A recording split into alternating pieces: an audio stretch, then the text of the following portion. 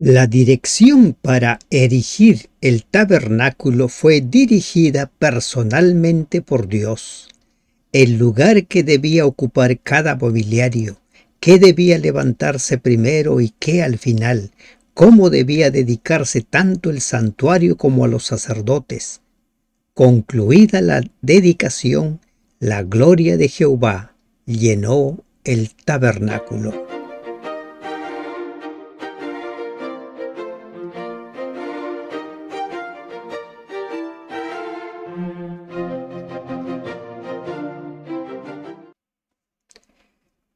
Perlas del libro de Éxodo.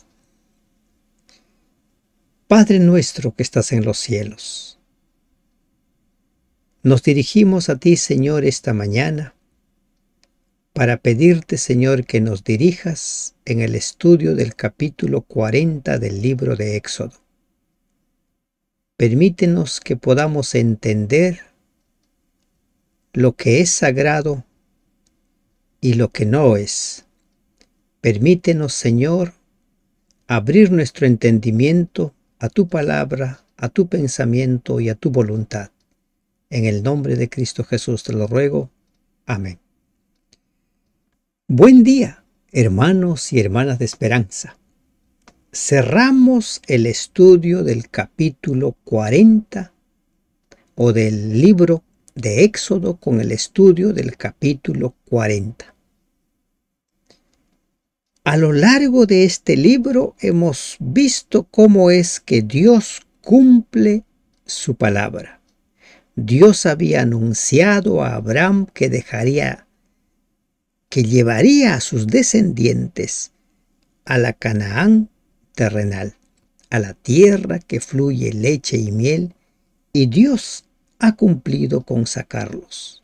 Ahora en el desierto les está enseñando cómo deben de vivir. Y esa es una de las primeras perlas de nuestro estudio de hoy. Dios nos encuentra, nos acepta así como estamos y luego nos dice cómo debemos vivir.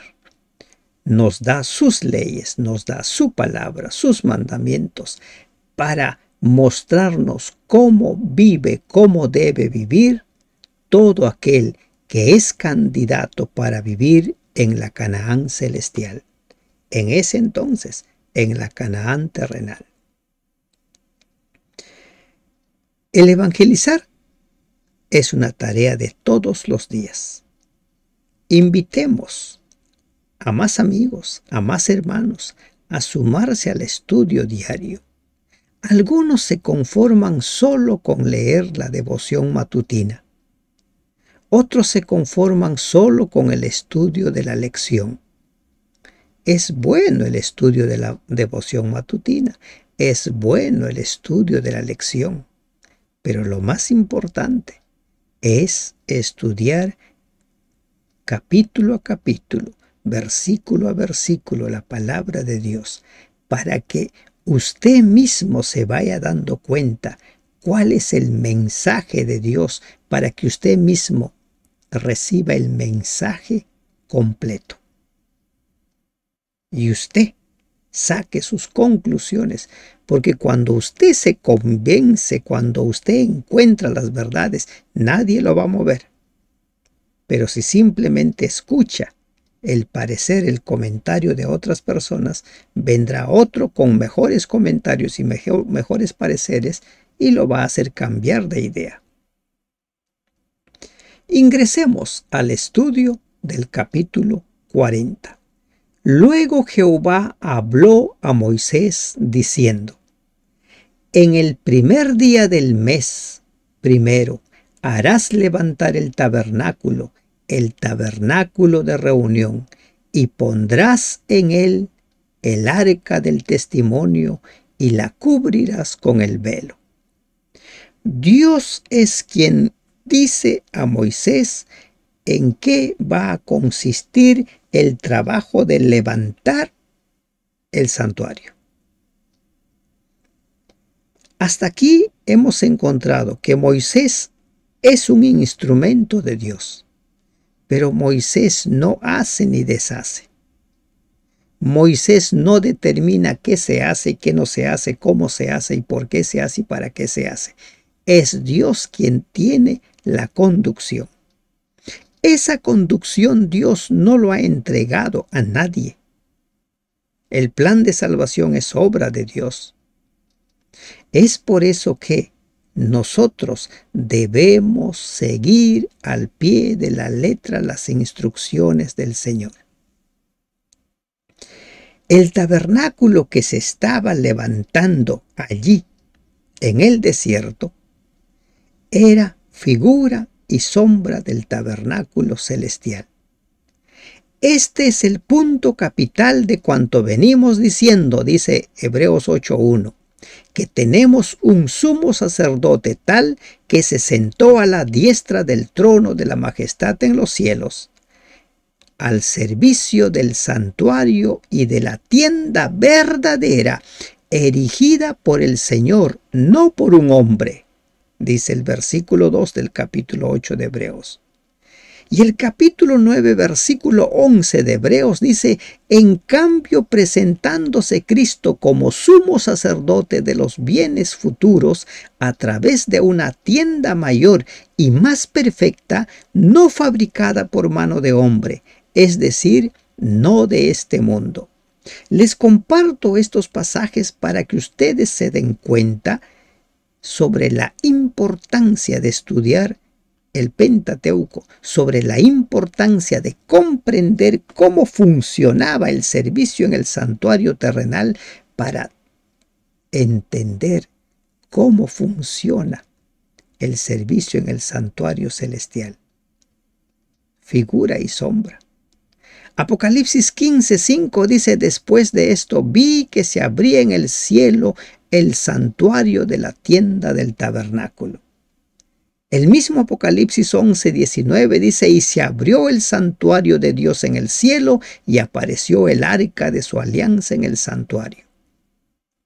La existencia de un santuario terrenal o celestial es claro, y que el terrenal solo fue una representación del santuario celestial. Esa perla debe quedar muy grabada en nosotros. Cristo ministra en el santuario celestial. Posiblemente usted se ha encontrado o se va a encontrar con personas que niegan esta verdad. Dicen: no, toda la salvación fue consumada con la muerte de Cristo. Pero la palabra de Dios no dice eso. Con su muerte, Cristo pagó la deuda y ahora esa sangre es aplicada en favor de cada uno de sus hijos. Y entonces ahora Dios empieza a indicarle: y pondrás en él el arca del testimonio y la cubrirás con el velo. Traten de imaginar ustedes cómo se va levantando el santuario. Primero lo primero. ¿Y cuál fue lo primero? El arca del testimonio. ¿Por qué se le llama el arca del testimonio? Porque allí iban los 10 mandamientos, llamados también como el testimonio. En el primer día del mes primero, es decir, el primer día del mes de Abib o Nisán, lo que correspondería a fines de marzo o a principios de abril. El tabernáculo erigido fue el primer día del mes primero, cuando Jehová le dijo a Moisés que levante el tabernáculo. La fecha se especifica bien en el versículo 17. Fue el primer día del mes primero del segundo año, lo que significa que lo levantaron 11 meses y medio después del Éxodo. El viaje a Sinaí duró 3 meses. Estuvieron en Sinaí unos 9 meses antes de levantar el santuario, y la estadía allí duró unos 11 meses. Números 10, 11 y 12. Éxodo 19, 1.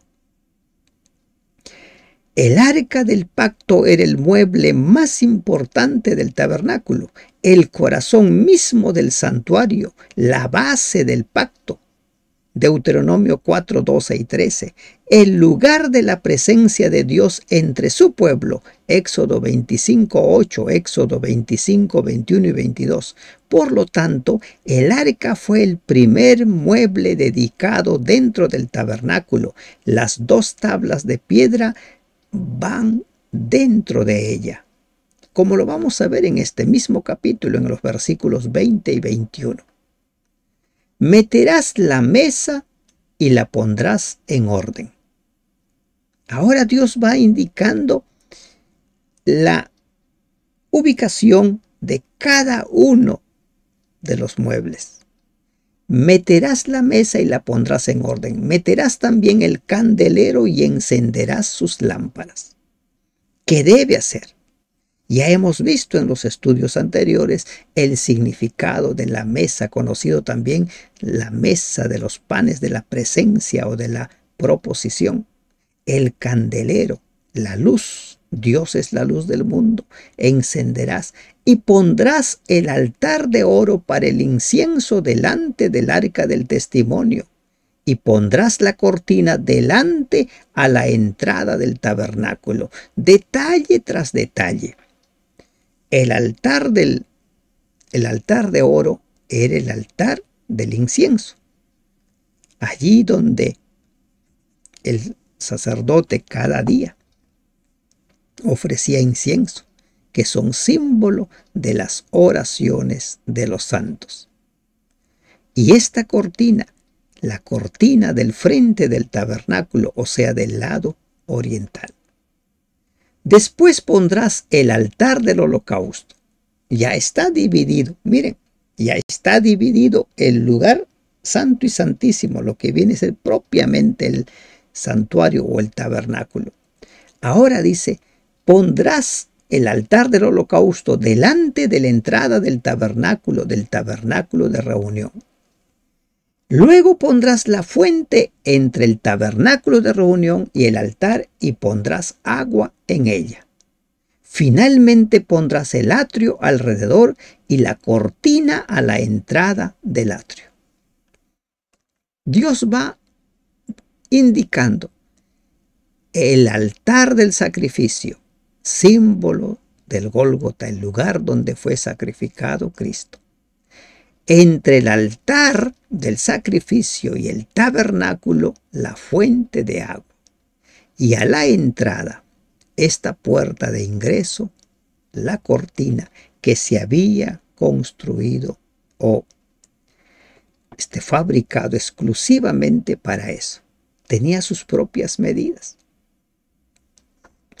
Este era el atrio, el lugar hasta donde el adorador podía ingresar, pero el tabernáculo era simplemente accedido por los sacerdotes al lugar santo, y al lugar santísimo solo el sumo sacerdote. Toda la obra dirigida por Dios. Insisto, no perdamos de vista esa perla. Dios es el arquitecto. Dios es el que dirige.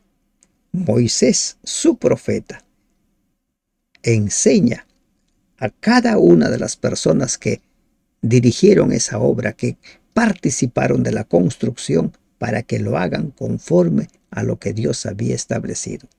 Y tomarás el aceite de la unción y ungirás el tabernáculo y todo lo que está en él, y lo santificarás con todos sus utensilios y será santo. Ahora ingresamos a la ceremonia de la dedicación. Se va a ungir y se unge cada una de las partes. ¿Con qué? Con el aceite de la unción, símbolo del Espíritu Santo. El tabernáculo, todo lo que está en él, lo santificarás. Todos los utensilios santificados. Mientras vamos repasando estos versículos, recuerde, somos templo del Espíritu Santo, escribe Pablo en su carta a los Corintios. Si ese tabernáculo terrenal fue ungido y fue separado y declarado santo, si nosotros permitimos que el Espíritu Santo more en nuestra vida, también llegamos a ser santos. La presencia de Dios es lo que hace santo el lugar, a la persona o los objetos. La presencia del Espíritu Santo. Ungirás también el altar del holocausto y todos sus utensilios, y santificarás el altar, y será un altar santísimo. Asimismo ungirás la fuente y su base, y la santificarás. Todo era sagrado. No porque fuera más santo que los otros muebles del tabernáculo, que se designan también como santísimos, el altar santísimo se lo llamó así para que los israelitas se dieran cuenta constantemente de su naturaleza sagrada, por cuanto tenían más contacto con el altar que con el santuario y sus muebles. El altar del holocausto, ese altar era visto, llegaba cerca a ello el adorador con su animal que iba a sacrificar. Y será un altar santísimo. Meditemos hoy en día qué es santo, qué es santísimo en el lugar donde congregamos, en la iglesia o en el grupo donde congregamos. ¿Qué es santo? ¿Saben? Piensa en lo siguiente. Cuando en la mente de la persona todo es secular, nada es santo, la persona se va relajando, pierde de vista la santidad de Dios. Siempre es bueno que existan las cosas sagradas, siempre es necesario para hacer recordar a la persona que no está en un lugar cualquiera, está en la presencia de Dios. Si nosotros decimos que en la iglesia donde estamos está Dios, entonces ese lugar es santo. Así como la zarza se convirtió en un lugar santo el momento en el cual se manifestó ahí Dios. De la misma manera, la iglesia se convierte en santo. Y cada adorador debiera saber dónde está y ante la presencia de quién está. Lo mismo nosotros, si permitimos que el Espíritu Santo more en nuestra vida, entonces debiéramos ser conscientes de que nuestro cuerpo se ha convertido en el templo del Espíritu Santo, santo, separado para. Y llevarás a Aarón y a sus hijos a la puerta del tabernáculo de reunión y los lavarás con agua. Lavarlos. Limpiarlos, símbolo de la sangre de Cristo. La sangre de Cristo es lo que nos lava. Y harás vestir a Aarón las vestiduras sagradas, y lo ungirás y lo consagrarás para que sea mi sacerdote. Ahora empieza la dedicación de quienes servirían allí en el tabernáculo, en el santuario. Después harás que se acerquen sus hijos y les vestirás las túnicas y los ungirás como ungiste a su padre, y serán mis sacerdotes, y su unción les servirá por sacerdocio perpetuo por sus generaciones.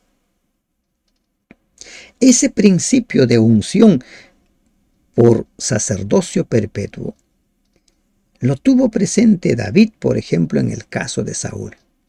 Saúl había sido desechado por Dios. Dios había ya elegido a David para ser el rey. Pero David nunca perdió de vista que ese hombre era el ungido del Señor.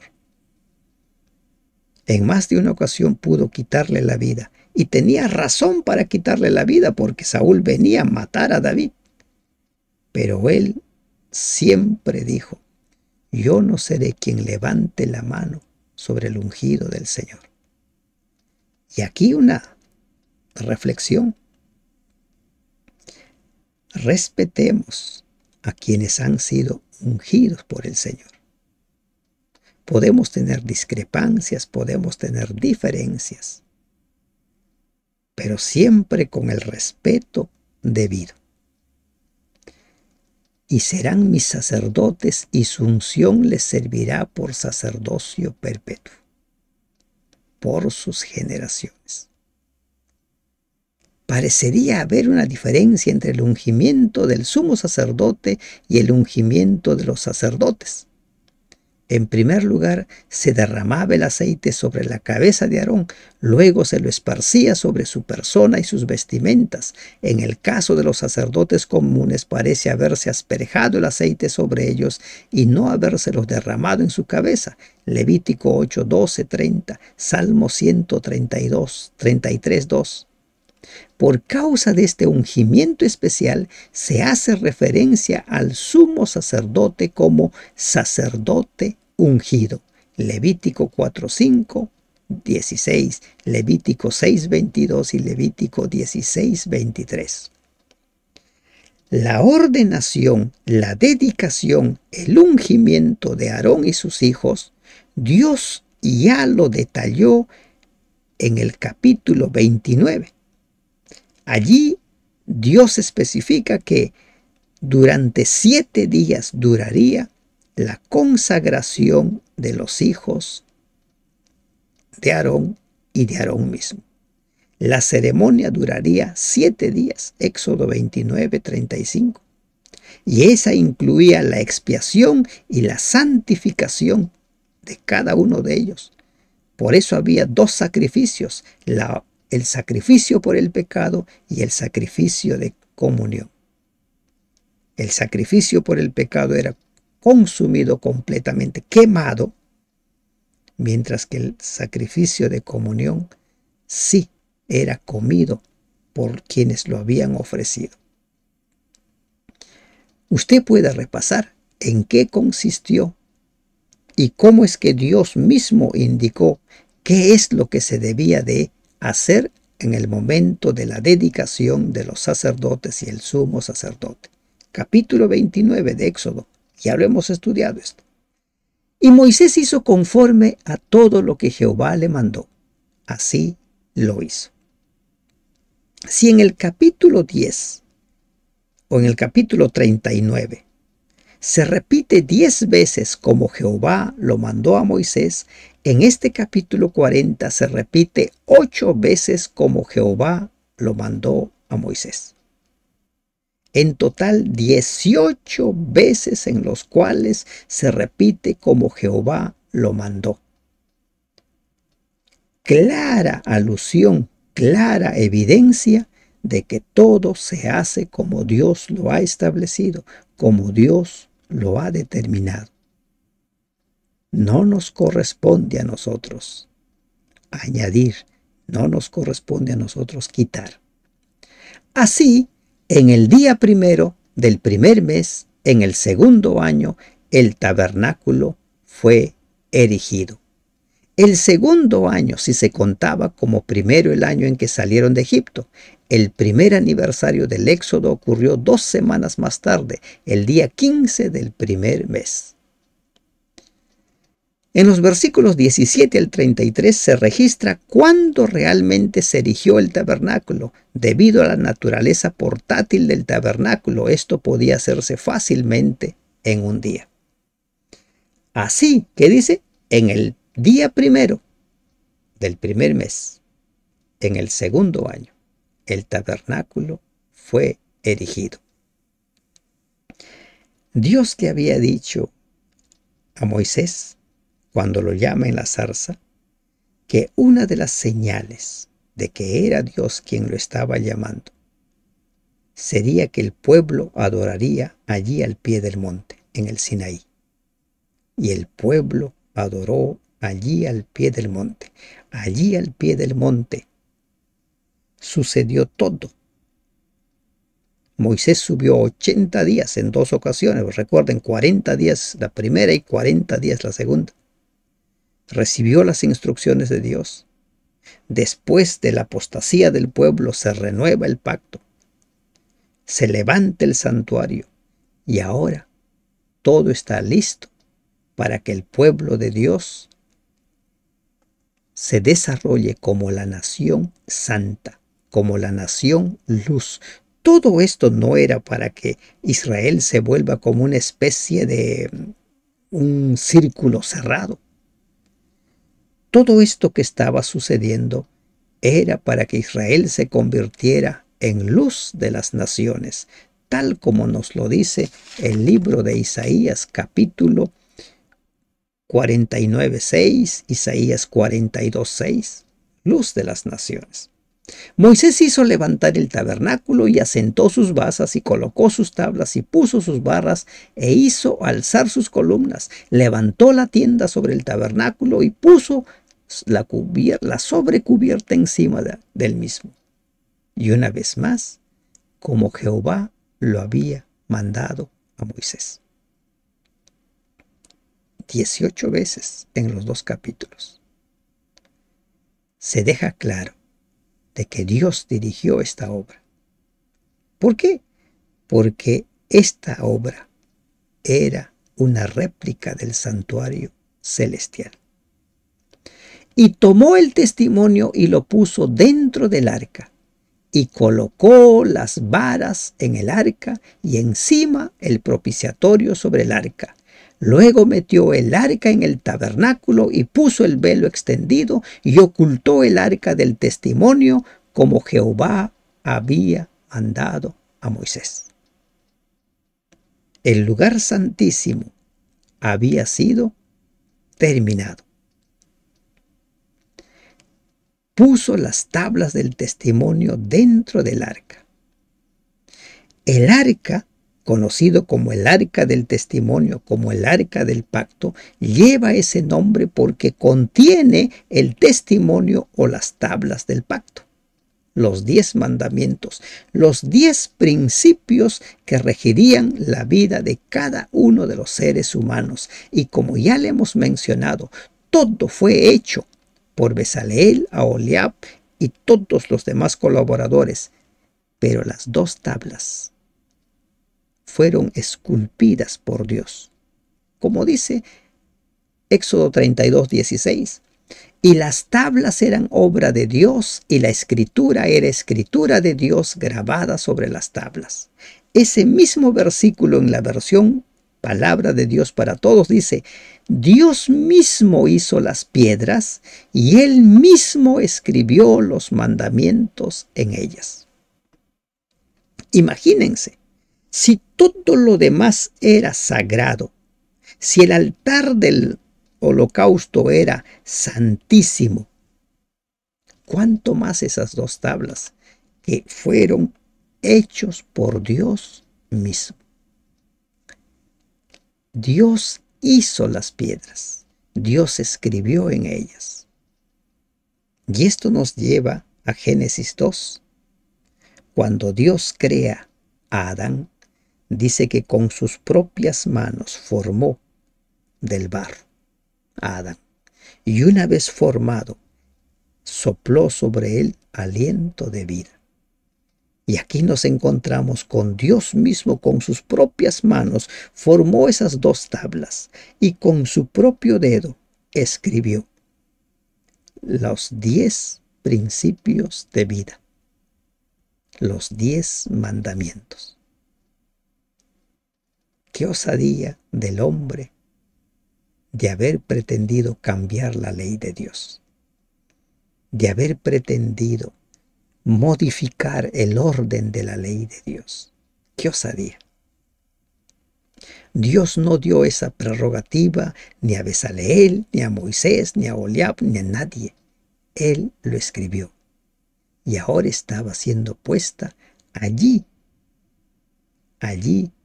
en el arca. Y como hemos leído en Apocalipsis 11:19, Juan ve abrirse el templo y ve el arca del pacto. Y el arca del pacto contenía las tablas del testimonio.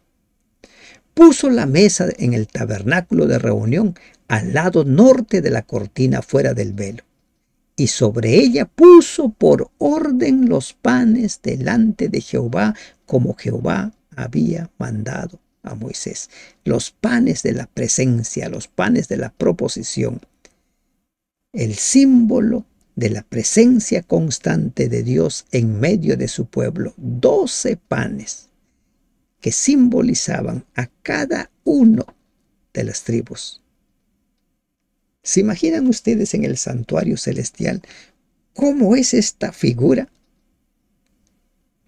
¿Cómo es que las 12 tribus que simbolizaban a todo el pueblo, a toda la nación de Dios, es simbolizado ahora? Dice el apóstol Pablo que de los gentiles y de Israel Dios formó una iglesia. Y su iglesia es la que está presente ahí, todos representados, como Jehová lo había mandado. Así lo hizo Moisés. Puso el candelero en el tabernáculo de reunión, enfrente de la mesa, símbolo de la luz. Jesús dijo: yo soy la luz del mundo.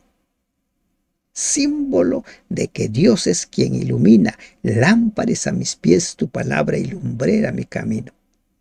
Y una vez más, como Jehová había mandado a Moisés, encendió las lámparas delante de Jehová. ¿Qué tal declaración?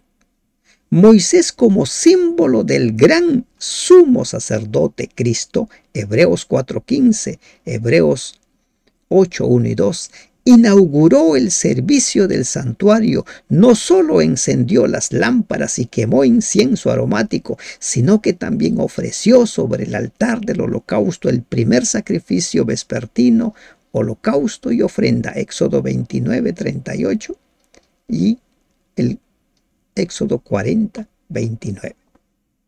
Moisés representaba la figura de Cristo. Hemos visto ya en nuestro estudio en el libro de Génesis que Jesús es sumo sacerdote según el orden de Melquisedec. ¿Por qué? Era rey y sacerdote. Moisés cumplía una figura similar. Cumplió el papel de sumo sacerdote, estar por encima de Aarón, porque él es quien le daba las instrucciones a Aarón. Así, ya Dios eso lo había establecido cuando se iba a presentar ante el faraón.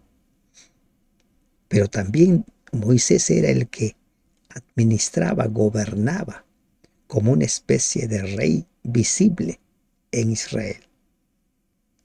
Esas dos funciones las cumplía Moisés. ¿Se dan cuenta? Símbolo de Cristo, el rey sacerdote. Puso también el altar de oro en el tabernáculo de reunión delante del velo y quemó sobre él incienso aromático como Jehová había mandado a Moisés. Lo mismo que con las lámparas, ahora con el altar del incienso, Moisés está inaugurando el servicio en el santuario terrenal. Él está poniendo, ¿no es cierto?, en marcha el sistema de adoración del desierto, que luego se trasladaría al templo. Y todo como Jehová lo había mandado. Las oraciones estaban simbolizadas en el altar del incienso, también conocido como el altar de oro.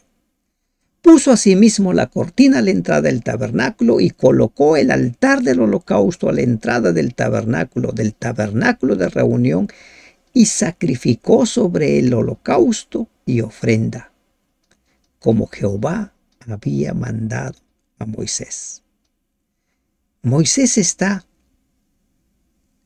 realizando el primer servicio. Empezó en el lugar santo y ahora salió al atrio. Y miren, en el lugar santísimo no hizo nada, simplemente colocó cada uno de los muebles: el arca, el propiciatorio, las tablas que había recibido de Dios. Pero en los demás se empieza a colocar. ¿Por qué? Porque en los demás muebles el servicio era diario. En el lugar santísimo era una vez al año. Y puso la fuente en el tabernáculo de reunión y el altar, y puso en ella agua para lavar. Y Moisés y Aarón y sus hijos lavaban en ella sus manos y sus pies. Recuerden que la orden era, debían lavarse las manos y los pies antes de iniciar su servicio, si no morirían. Cuando entraban en el tabernáculo de reunión y cuando se acercaban al altar, se lavaban como Jehová había mandado a Moisés. El altar del sacrificio, símbolo del lugar donde fue sacrificado el Cordero de Dios. Esa fuente de agua, símbolo de la sangre de Cristo que nos lava de todo pecado. Finalmente, erigió el atrio alrededor del tabernáculo del altar y puso la cortina a la entrada del atrio. Así acabó Moisés la obra. Terminó la obra. La construcción del tabernáculo fue completa, ¿no? Total.